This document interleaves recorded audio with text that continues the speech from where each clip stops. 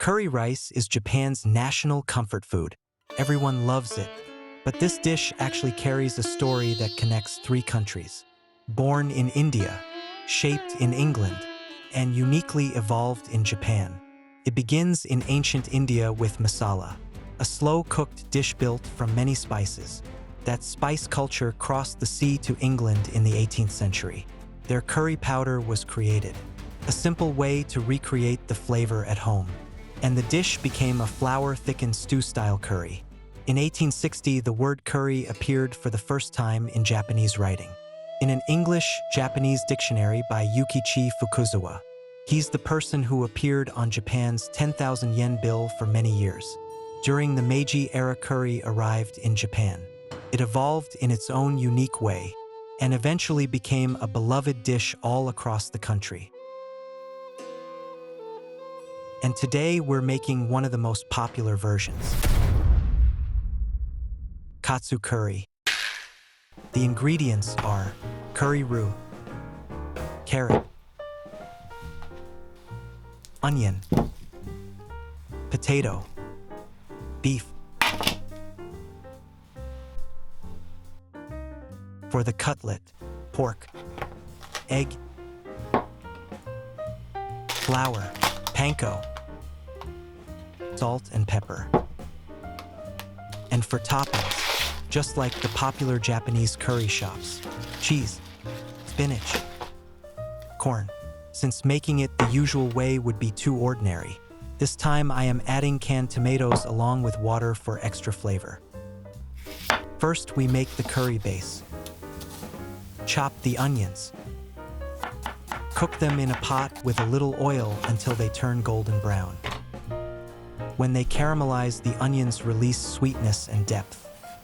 At first, nothing changes, but the color suddenly starts to darken. So be careful not to burn them. Burnt onions turn bitter. Next, chop the carrots. When you use store-bought curry roux, you usually end up with a big batch. So I will use this curry again in the next video for an arranged dish. That is why I am cutting the vegetables smaller. They cook faster and make the leftover curry easier to reuse. And kids who do not like vegetables also eat it better when it is smaller. So I really recommend it. Cut the potatoes the same way. I will use this curry next week to make a popular dish. And yes, you can easily recreate it even overseas. So do not forget to subscribe, turn on notifications, and hit like. Next is the beef. I am making beef curry today, but pork or chicken also works great. Feel free to use what you like. For the secret flavor, finely chop 1 clove of garlic. Heat some oil in a frying pan. Add the garlic. Then add the beef. Sear it until the surface gets nicely browned. Searing the meat first lets you really taste its flavor. Then add the carrots and potatoes and stir-fry again. You don't need to cook them fully now. They will soften while simmering. For my twist, I usually add vegetable juice. But today I wanted some acidity, so I am using half a can of tomatoes. Add the tomatoes, then add water minus the amount of the tomato liquid. Add 1 laurier. For this batch, I used 200 grams of tomatoes and 500 milliliters of water. If there is not enough liquid, you can add more later. If it is too much, just simmer to reduce. It is very forgiving. When it starts to bubble, add the curry roux. Use half a box this time. Lower the heat. Stir until the roux fully dissolves. If the heat is too high or you leave it unattended, the bottom will burn, so be careful. Once it is dissolved, simmer on low heat until the potatoes and carrots are tender. While it simmers, we make the tonkatsu. About 1.5 to 2 centimeters thick is the easiest to handle. If your cutlets are thick, cook them slowly. I cut the video, but just like my chicken Nanban. I soaked the pork in brine to make it juicy and tender. Check the chicken Nanban video for how to make the brine. Make small cuts in the muscle fibers for better texture. Lightly season both sides with salt and pepper. Beat an egg in a bowl. Prepare flour.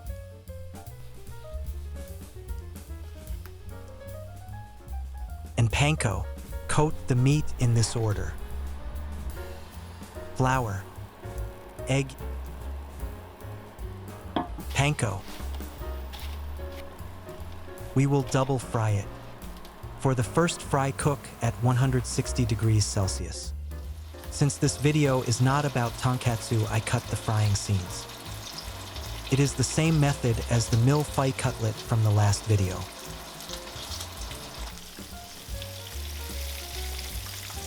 For those who missed last time, first fry at 160 degrees. Rest to let the inside cook with residual heat. Then fry again at 180 degrees for about 30 seconds to make it crisp. Check the previous video for details. From here, we are almost done. Hear that crunch?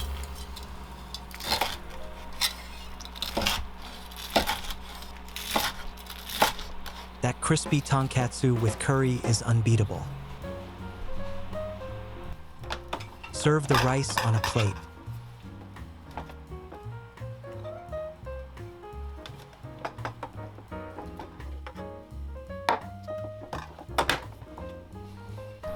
For toppings besides tonkatsu, corn is ready as is, so I will skip cooking it this time.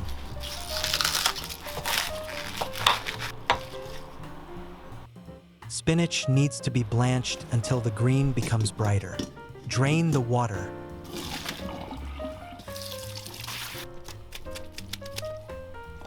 Heat butter in a pan and saute the spinach.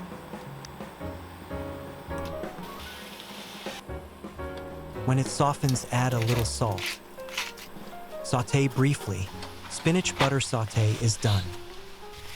Place the tonkatsu on the rice. Pour the hot curry on top.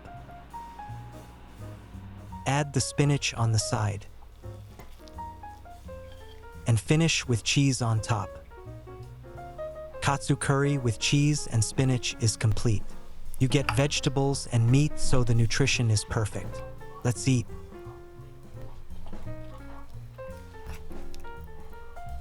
Even in Japan, many people get the plate messy when eating curry.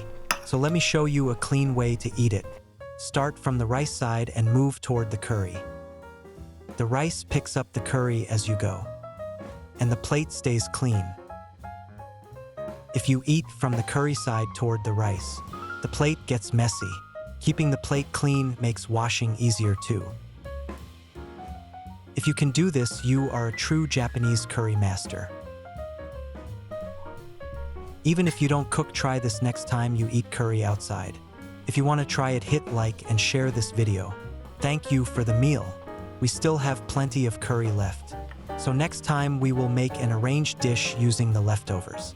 Subscribe and turn on notifications and look forward to it.